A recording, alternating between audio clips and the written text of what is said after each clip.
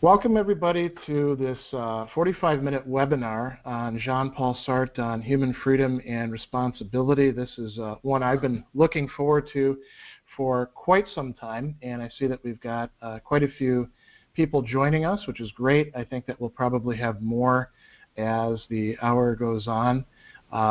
So I think most of you probably know me, but I'll introduce myself anyway in case anybody doesn't. I'm Greg Sadler. I'm the president of ReasonIO, and offering these sorts of webinars and online seminars is one of our big activities with ReasonIO, our company. I'm an online educator. I'm an advocate of virtue ethics. Sartre is kind of at odds with them, but he also fits in interesting ways, perhaps, supplements it.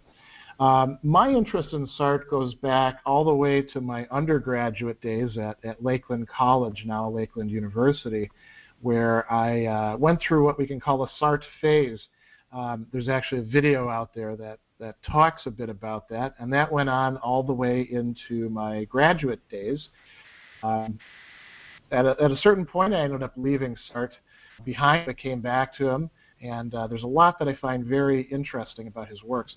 So what I'd like to do in this webinar is do a very brief introductory discussion, and then we'll discuss three main topics, each with its own subtopics. And we're not going to go all that deep into these in this 45-minute webinar, in part because I have 20 minutes reserved for Q&A and discussion, and I'm going to try my best to stay on time with all of this.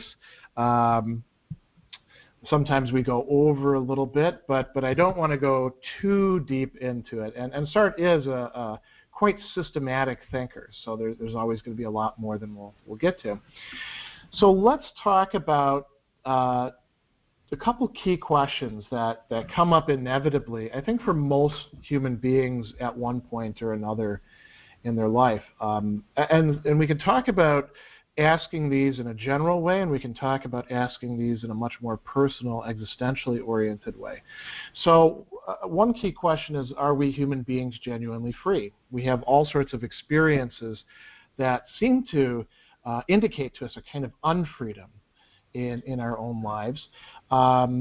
So that's a good question. And then, a lot of people may be troubled by what neuroscience has to say, or by what other sorts of new sciences or fields may have to weigh in about whether we genuinely are free.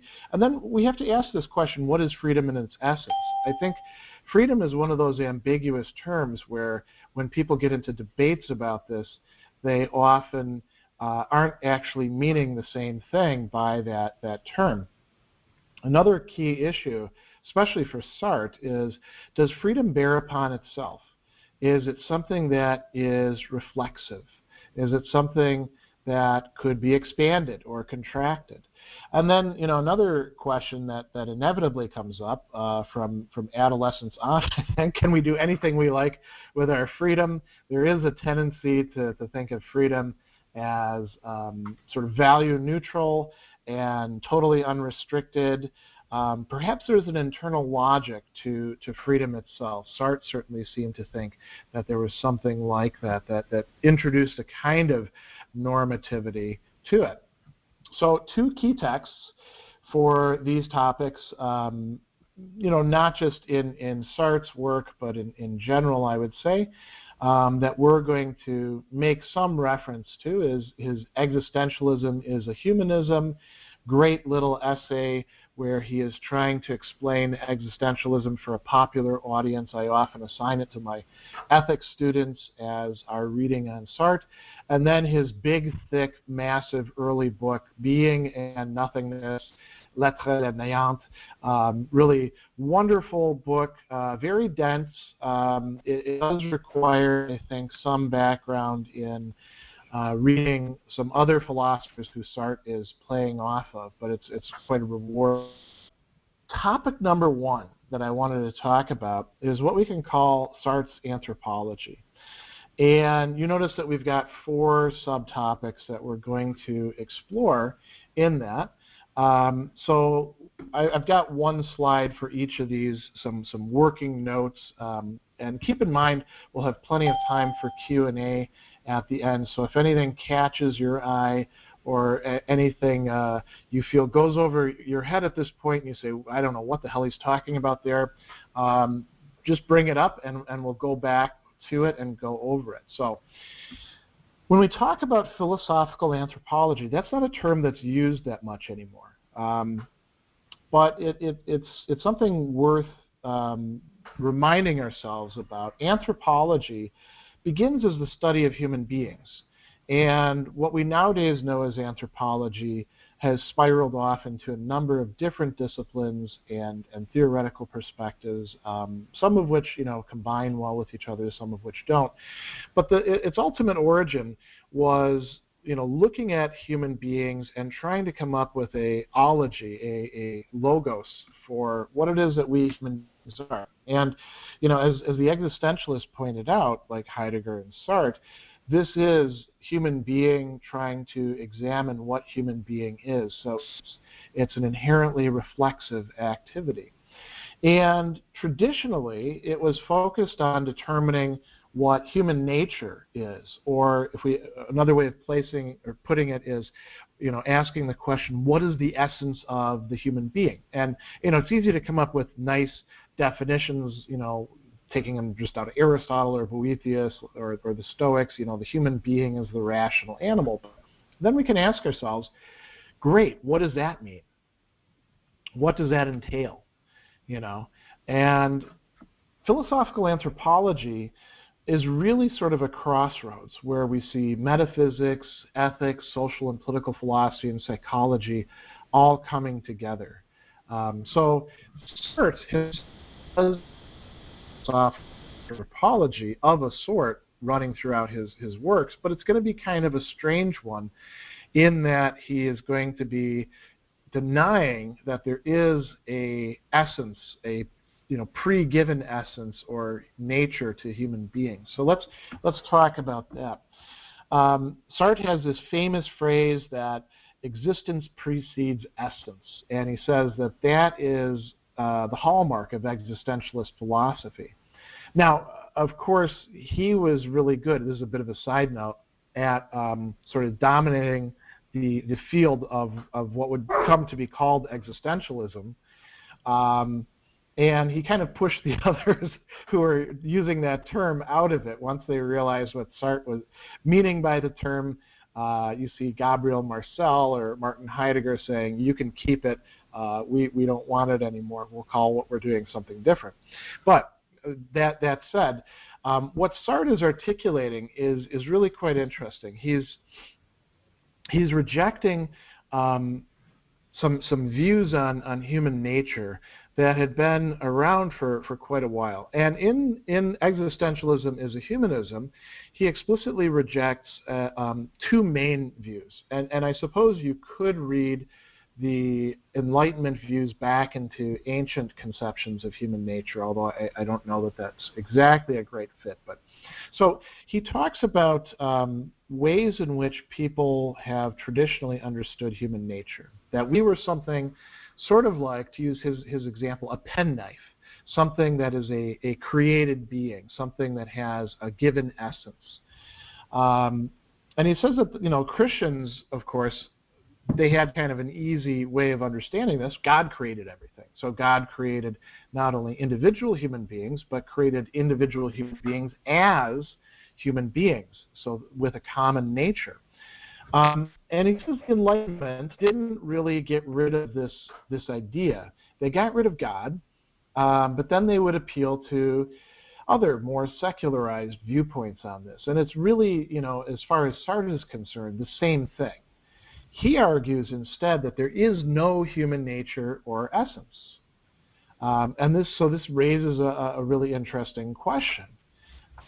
It shows us, if we're reading this and taking it very seriously, some perplexity or some anxiousness.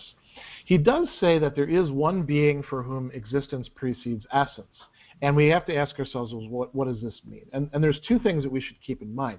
One is that he's not saying that there are no essences to things. As a matter of fact, most things do have essences, and they have pre-given essences. Human being is the one kind of being for whom he says existence precedes essence. The other thing is we have to ask ourselves, what does existence mean in this case? The existence of what? And Sartre goes on to affirm that although there isn't a human nature essence, there is nevertheless a universal human condition. And this isn't the totality of what he says about that, but I picked out two traits that I think are really key to that. Being, as he calls it, in situation, and having to choose. These are things that apply to his notion of freedom. Another thing to keep in mind, and again, we're not going to go very deep into the metaphysics involved here, but I did want to bring this up.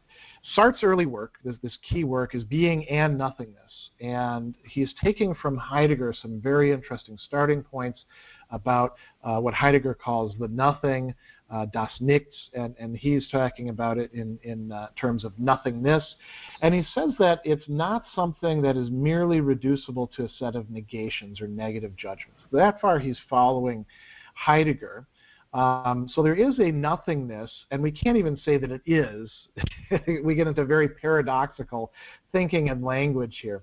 But Sartre says that human beings experience and oppose and fear realities that have negation in their inner structure. They're not just the human being, seeing something that's a positivity and then negating it through, say, an intellectual act, but rather we apprehend things in their non-being, in their lack, in how they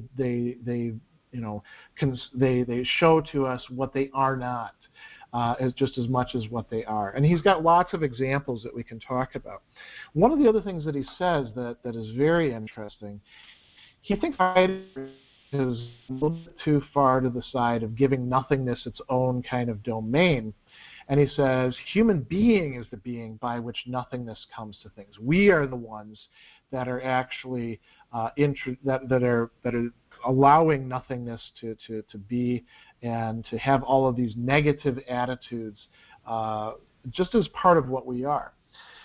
This is another important distinction as well, the in itself and the for itself, and this connects up with this discussion of the nothing. So Sartre uses this essentially Hegelian language in a somewhat different way than Hegel does. He talks about being in itself, and this is the being of objects of the world. It's what he calls a plenitude of being. There is no negativity in it by its own nature. Being for itself is the kind of beings that we are, the beings of consciousness. And he's got this great formula: it is not what it is, or it is what it is not. That's part of the way that it is or exists.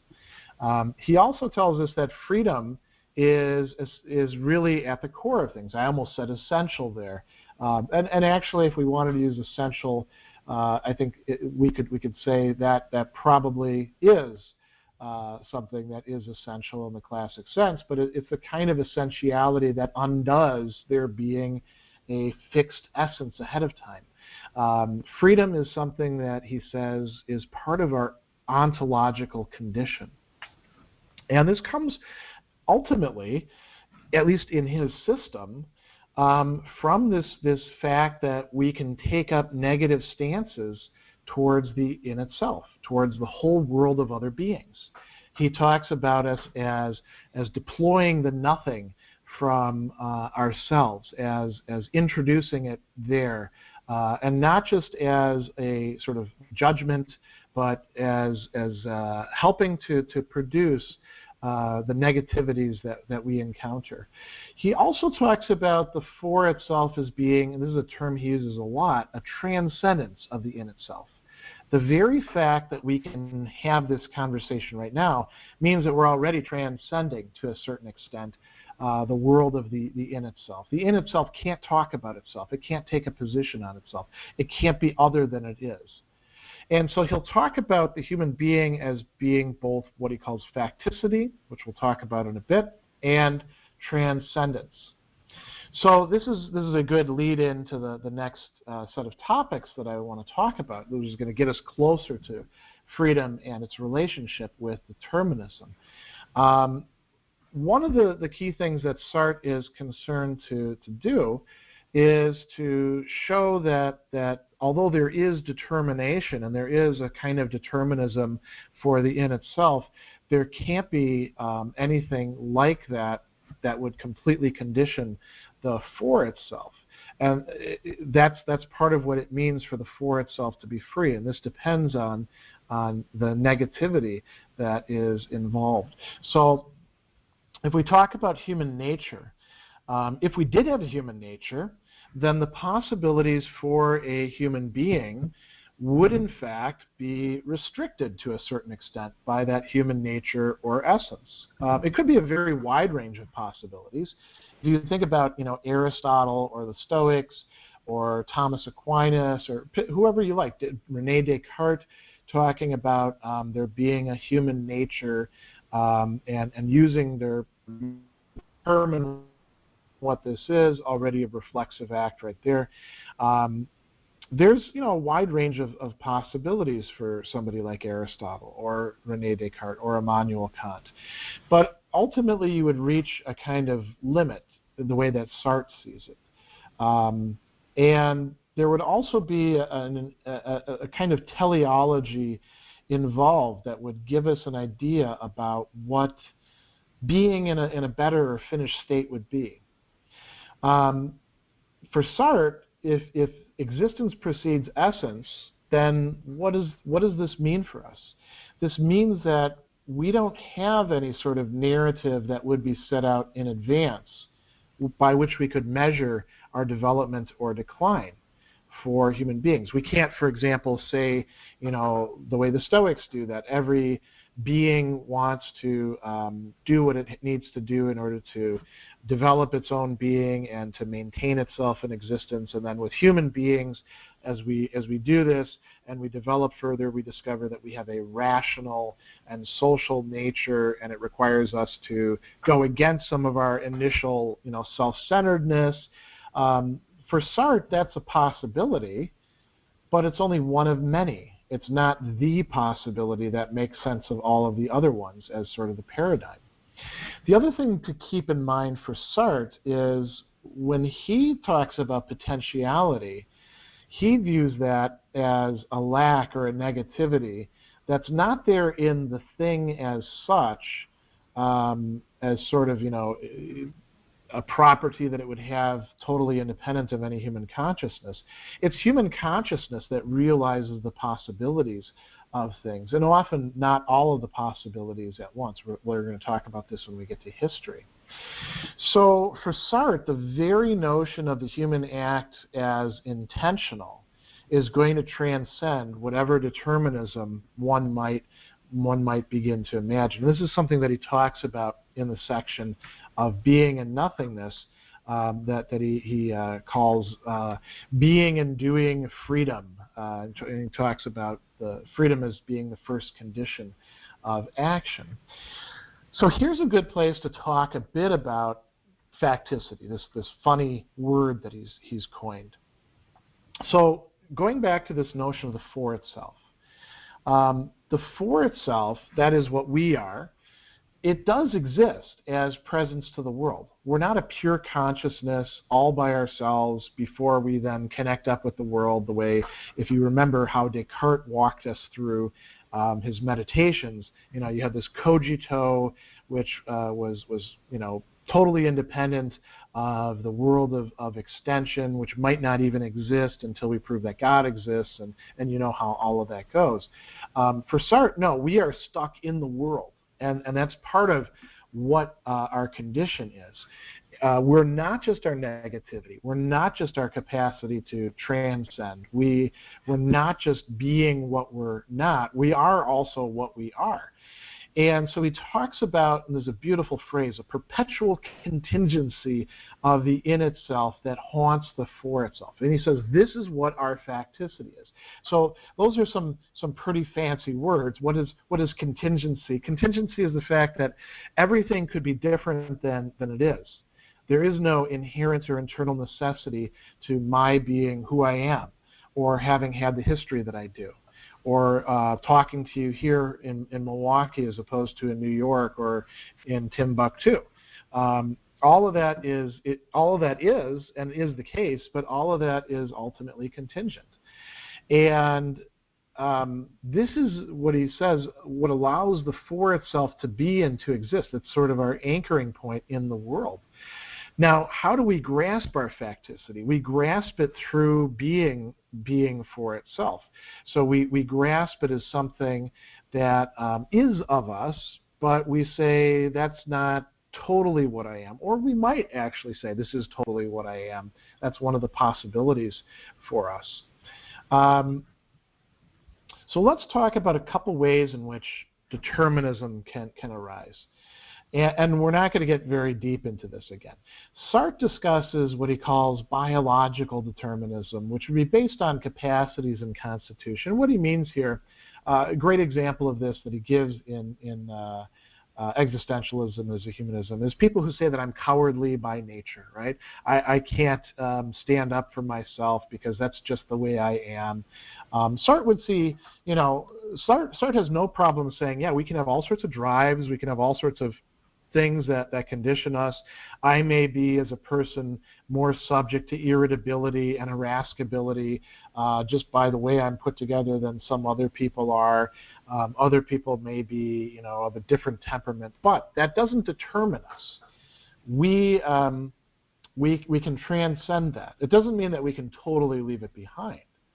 He also talks about psychological determinism. Here we would talk about having a set of responses because of our experiences and associations we've developed. So, for example, if somebody says, I have to be a racist because that's just the way I was brought up, Sartre would say, well, that's a really interesting excuse, but it doesn't really hold. This is actually going to be a place, I should mention, where somebody like Simone de Beauvoir will point out certain situations and say maybe a person could have a much lesser degree of freedom. So he thinks that it's up to us what we make of our person, the situation that we're in, the capacities that we find ourselves with. We are always able to choose something. We also exist in historical situations, and here he's got this wonderful discussion of this, again, in that Being and Doing Freedom section towards the end of Being and Nothingness.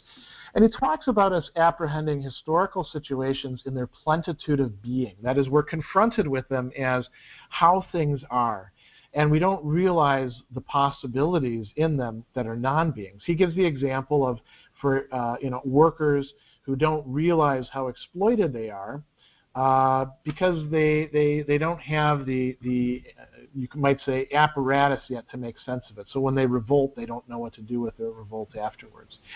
One of the really interesting things that he says in this section is that discussions of free will and determinism are, to use his term, tedious, because they're artificial and abstract. And I do find this to be the case for much of the literature out there on free will and determinism, as well as much of what goes on in the blogosphere and videosphere and all of that. Sartre focuses on the structure of intentional action. And he talks about the cause or motive, which we look at as being, determinative. A determinist looks just at the cause or motive. The act, which is where we intervene in the present, and then the end, which is not yet realized. And he says that all three of these are connected up with each other, and that they cannot be, in intentional action, completely reduced to one or the other. So the act is not simply reducible to the cause or the motive, although the cause or motive is there, otherwise it would not be an intentional act. So the way that he talks about it, if we follow what he's saying, I'm involved as both free and within a matrix of non-existence in being. Those are possibilities that I can open up and realize. But I am in being, so it's not as if I can, suddenly just dispense with everything that's out there. Our freedom is indeed conditioned by our historical situations. So now we come to talking about human responsibility, and we're a little bit past time, but I hope that you stick with me on this. So we're going to talk about several different topics. One is whether we can appeal to some kind of transcendent values in order to ground or justify or determine our choices. And Sartre says, no, we cannot. And he frames this in terms of, the Dostoevskian passage, if God does not exist, then is everything permitted or is everything possible? Sartre notes, and there may be some good debate about this, that there aren't any transcendent values that can compel our choice, that tell us we automatically have to do X or Y. The transcendence that they do possess stems from our own choice to recognize them. So we are always at bottom responsible. And this places us in a situation of what he calls anguish. Heidegger and Kierkegaard, it's angst. As a matter of fact, I think that's wrong. For Kierkegaard, it's a different Danish word, but it's what they translated in German as angst. And we translate it as anxiety or anguish. Sartre stresses that this is different than fear. Fear is of the in itself, of the other beings, or of other people. Anguish is anguish before oneself. And so part of this stems from having to choose and not having a way to decide that does not ultimately depend upon us. This means that we're responsible. And so the anguish is an affective response that stems from the realization of our freedom. It doesn't always feel good to be free. As a matter of fact, this is why people try to avoid it in what Sartre calls bad faith. Here he has a very interesting analysis. He talks about bad faith as different than lying to the other person, because you have to lie to yourself about what it is that you are. So this introduces this weird bifurcation. The truth about what you are and the lie both are in the same consciousness. And so he talks about this as an unstable attitude.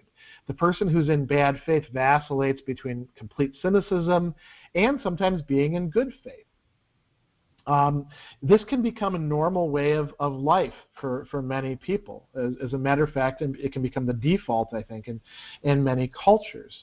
And it's a way of avoiding responsibility by treating oneself as a conscious free being, as an object, as an in itself. So he has this example that I think you're all familiar with, but I'll bring it up anyway, of the waiter who is playing at being a waiter. That is, his gestures are a little bit too histrionic for the situation. And you can tell that he's trying to make himself be a waiter. Rather than be a free human being, be a kind of object, be a social role, be something that can be determined. Another key thing that Sartre talks about is choosing for oneself. Involves choosing not just for oneself, but also for humanity. This goes all the way back to your mother or aunt or whoever reprimanded you when you did something wrong, saying, "What if everybody did that?" Sartre says that this is part of the structure of freedom. When we act as free human beings, we're not just determining what our own essence is, because we end up with an essence, but what the essence of human being is. So if I act like a complete bastard, I'm saying this is the best human beings can be, complete bastards. That's why it's okay for me to act like this. Or if I get anguished about it, and flagellate myself, I can add that to the list as well. Notice that other human beings don't have to accept our determination of what humanity is, though. They are also free as well. The other thing that I want to talk about is being what one does. So Sartre is going to tell us in a very merciless way that we can't make any appeals to what a person could have been in the face of what they really are. So all the people who say that they would have been a great lover if they'd only found the right person, their soulmate, or they would have, if they were in 1960s, South would have been a civil rights crusader, even though all they do is tweet about it today, or would have measured up if the right opportunities had come along for them to go to the right school, or whatever we want to say. Sartre says all of that is nonsense. You are what you've made of yourself in the freedom that you have given your situations. If you're not a great artist at this point, that's in part because it could be because you didn't have the talent for it, but it's also because you didn't produce any great art. And we can talk about loving a person, we can talk about jobs, we can talk about all sorts of things in this light. A few other issues that I wanted to bring up that we'll talk about in the longer seminars is, which thinkers Sartre is drawing upon and reinterpreting. I mentioned Hegel and Heidegger very briefly. I do want to talk a bit more about how freedom fits into this systematic metaphysics developed in Being and Nothingness. I've introduced you to a few key ideas from it. One of these is that I didn't talk about, but Sartre talks about a lot, is the Cartesian cogito. Why does he insist upon this so strongly? Another key issue is, how does my own freedom relate to the freedom of other people? And then we want to look at what criticisms can legitimately be made about Sartre's views on freedom. And I'm thinking that we'll look at Simone de Beauvoir in particular and Gabriel Marcel as two great interlocutors. One his lover, one his rival and enemy. So now we've got some good time for question and answer. Let me take a look to see what we. The messages aren't questions, but so you can use your mic if you want to. You can unmute and ask me, or if you want to ask me in the chat window. While people are doing that, I'm going to skip ahead a little bit and mention a few useful resources. There is actually a Sartre playlist in my YouTube channel with some videos, and I'm going to be adding more videos in the coming months, both on Being and Nothingness and some of the key ideas in there, and also some of the key ideas in Existentialism as a Humanism. I may do some stuff from some of our plays. And then we have the deeper dive online seminars coming up. All right, so let me switch back to, we've got two questions here. One of which I'll be able to answer, and one of which I don't think I'll be able to answer here. So Scott says, Sartre thinks our lives are totally determined by personal choice. He rejects genetics and rejects upbringing. No, he doesn't reject those. He rejects those as totally determinative of us. So, it's interesting. There's a little bit of a digression here. When I talk with people who are engaged in these nurture versus nature debates, I'm always pointing out to them that it's not as simple as either nurture or nature or a combination of both, because we as human beings have some degree of freedom. That introduces a kind of instability into the entire schema. So yes, genetics do determine a lot. Being born a man in the 1970s and being raised a certain way, which is partly genetics and partly sort of environment, or what we call psychological factors, obviously made me a good portion of what I am, right? I think some things could be quite different if I had been born a woman, or had been born in a different place or a different time. But what I make of that is up to me. So he's not totally rejecting, the effect of genetics. But insofar as we blame things just on genetics, we're treating ourselves purely as objects that are determined in the same way that, an amoeba would be, or an animal would be. We're not recognizing that we have some role in it, that we can be otherwise. Same thing with upbringing. I can trace back parts of how I'm kind of, screwed up in my own view to things that happened when I was a kid, whether in the educational system or in my family. But the notion that I can explain what I have become or the choices that I make in the present on that basis, Sartre would say, is actually bad faith. So there's a complex interplay there, but a great question. Say Rain Williams asks, if possible, could you briefly contrast Deleuze's notion of difference against Sartre's idea of freedom? I have not been reading Deleuze for quite some time, so I don't feel competent at this point to try to parse that out, because I'm sure I would just misremember and mangle things up in ways that would not do justice to Deleuze. Unfortunately, and here's another digression. Unfortunately, it's sort of like the Sherlock Holmes dilemma and his resolution of things. I'm not sure if you guys are familiar with this. I think it's in one of the very early books or stories where Watson is criticizing Holmes because Holmes, can memorize all of these different types of tobacco and the ash that they produce, and yet he can't remember certain basic things about, English society. And Holmes says, well, that's because, from where I sit, I only have so much free to devote to things. I make a choice about what I'm going to allow in there, and so I exclude other things. I don't actually do anything so complicated myself. It's more a factor of how much time I have. I think the last time that I was reading Deleuze in a serious way was several years ago. Scott has a further follow-up. So what does he mean when he says he rejects biological determinism? Simply that we're not determined by our biology. That doesn't mean that we wouldn't have conditions placed on us by our biology.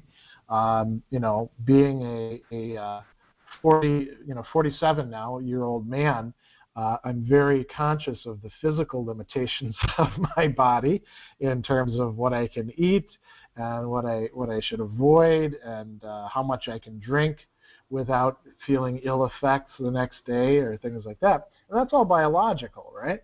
Sartre's not denying that we have a brain and that we can, look at brain states or anything like that. He's simply saying that does not determine what we are.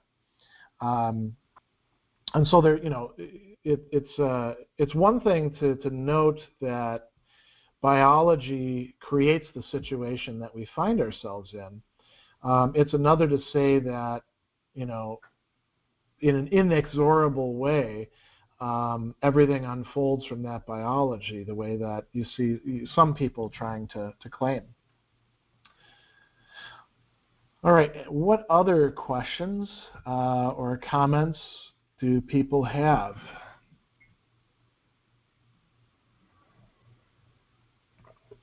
Oh, okay, so Scott has a follow-up here. So this is actually a really good elucidation.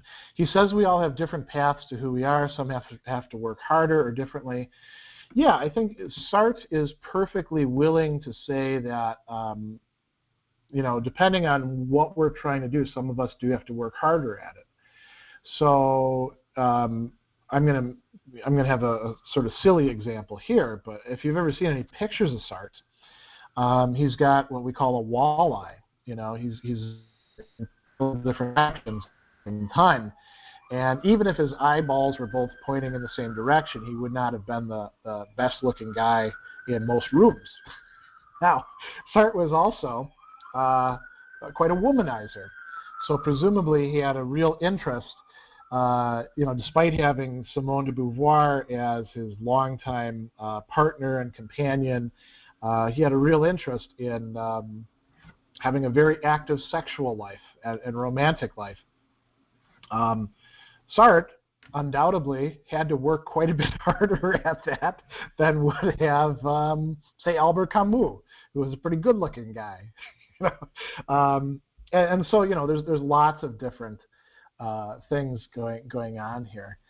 Now, when it comes to working harder, the key thing to think about, though, is who sets the criteria for, where you're supposed to be going. And Sartre thinks that, we can get all sorts of answers coming to us from our upbringing, for example, or from the culture that we inhabit.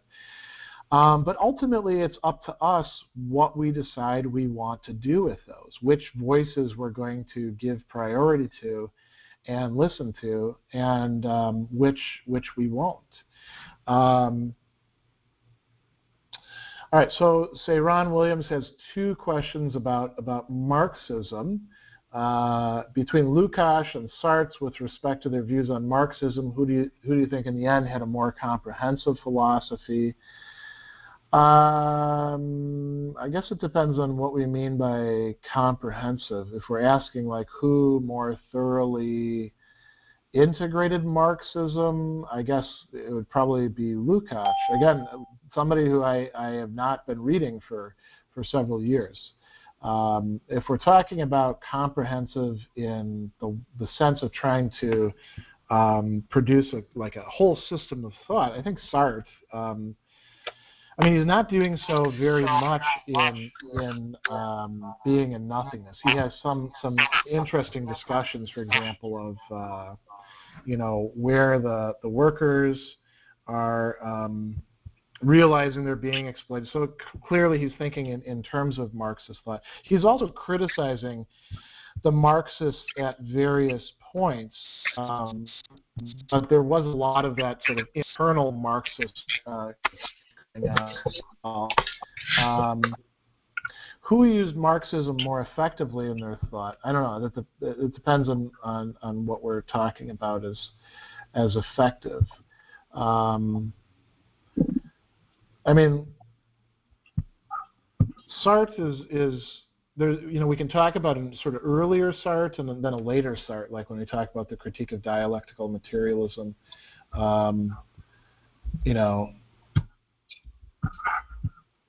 I'm not sure what we mean by effectiveness in this case.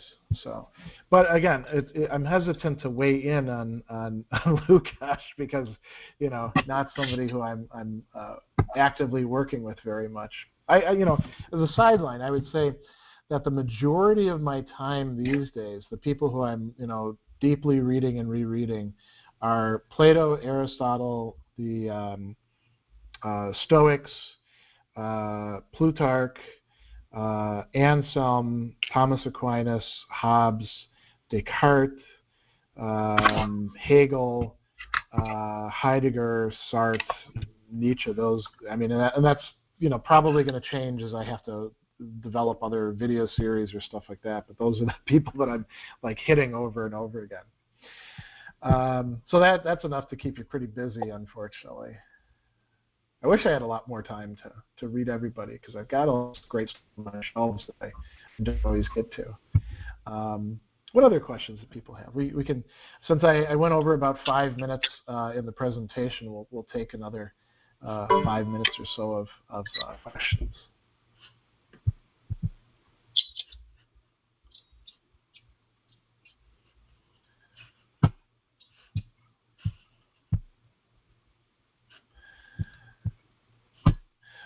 So Scott asks, so Sartre rejects God altogether. Yeah, Sartre is an atheist. And interestingly, he does note, he's talking about the other way of going about it. He's talking about that, somebody who's a convert to Christianity who converted from being a sort of a militant atheist before is in a very, very different position than somebody who just, sort of takes up Christianity without all that background, or somebody who was raised in Christianity and never left it. And Sartre is, you could say he's kind of a principled atheist. He's definitely rejecting there being any sort of transcendent God who could determine anything. He provides some good discussions of that in Being and Nothingness. Gabriel Marcel, this is one of his main criticisms against Sartre, is that he essentially just assumes an atheistic posture as being the correct one and then proceeds on that basis. And that some of what you find in Sartre's philosophy that gives it a bit of its austerity and harshness stems from that. I think it's quite possible to reject some of the notions of God that Sartre is rejecting, like God being the deist big clockmaker, or God being just, the one who creates everything, or God being sort of humanity writ large, without rejecting every other notion of God. That's another point that people like Marcel will make. But yeah, Sartre was definitely a committed atheist. And he thought that if God existed, that would inevitably impinge upon human freedom. And so, he was this big advocate of freedom. Oh, so here's really interesting question by, say, Ron Williams. Do you think Nietzsche would be generally receptive to Sartre's early philosophy in being and nothingness? I don't. And I think that in part that would be because of, I think Nietzsche would read Sartre as, in many respects, a new kind of idealist. Sartre has such a strong emphasis on consciousness, on what he's calling the cogito, which is going beyond that of Descartes, but is still, very much within the sphere of consciousness. And Sartre is also attempting to provide a kind of unified theory of, being, the being in itself and our relation to it. So, yeah, I think Nietzsche would probably have a lot to criticize.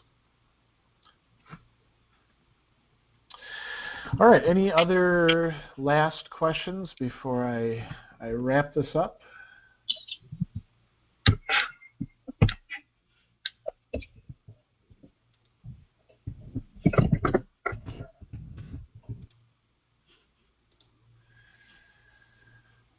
Scott said Sartre asks. Scott asks, any note on Sartre's view on Aristotle? Sartre doesn't engage with Aristotle very much. I'll say two things. That'll be a good wrap-up point. So Sartre has a very interesting discussion of emotions, which could complement Aristotle's discussion of the emotions, but as far as I know, nobody's ever made them do so. And Sartre would largely be encountering Aristotle through the people who were endorsing him at the time, who were mainly, what we now call neo-scholastics, these largely Catholic thinkers, who were quite often, treating Aristotle in a rather schematic way. Sartre would, Aristotle thinks there are essences, right? So Sartre is rejecting that for human beings. It would be a very interesting project. Again, one that unfortunately the time is not available to really work on, how to sort of put those two together into a useful dialogue. So, all right, I'm seeing a lot of thank yous come in. You're very welcome. Great questions, and I hope to see you, some of you, at the online seminars, and look for some of these other webinars in the future. So, have a great day.